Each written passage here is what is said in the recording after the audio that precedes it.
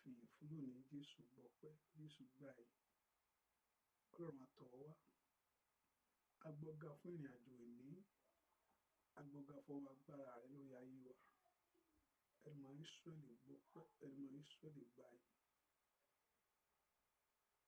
Bàbá àtọ̀wọ́ wá, Jésù járe ọ, lọ agbára rẹ jáde, lọ́wọ́ ṣẹ́gun rẹ jáde. A ń yàn ọ́, a ó sì gbé ọ ga láì lórúkọ Jésù Kristi Olúwa wa, àmín. Ẹ jẹ́ ká bẹ̀rẹ̀ sí dúpẹ́ lọ́wọ́ Ọlọ́run yìí. Ẹ ká dúpẹ́ lọ́wọ́ Ẹlẹ́dàá fún ohun tó ṣe fún ayé wa, fún ohun tó ṣe lórí ayé wa, tó ṣe lórí ayé ọmọ wa gbogbo. Ẹ jẹ́ ká dúpẹ́ lọ́wọ́ Ọlọ́run. Ọlọ́run ò ṣe o, wọ́n tó jẹ́ olùpamọ́, wọ́n tó jẹ́ aláàbò fún ayé mi, wọ́n tó jẹ́ olùgbàlà mi.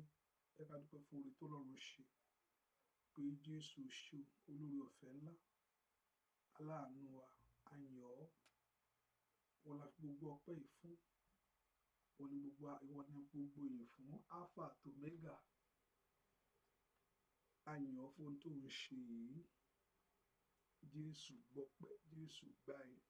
Wọ́n la gbéga fún ọ̀rọ̀ rẹ lórí ayé wa. Ẹ̀mọ́ Ísírẹ́lì gbọpẹ́.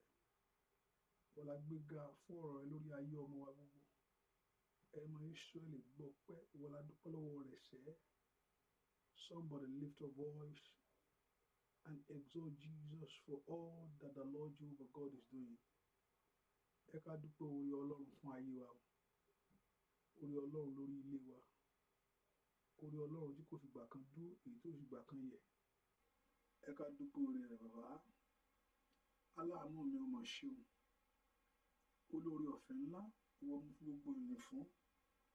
Wọ́n Alpha àti Omega, wọ́n ìbẹ̀rẹ̀, wọ́n agbára wa, a yìn ọ́ lógo. Jésù gbọpẹ́, Jésù gbà yìí.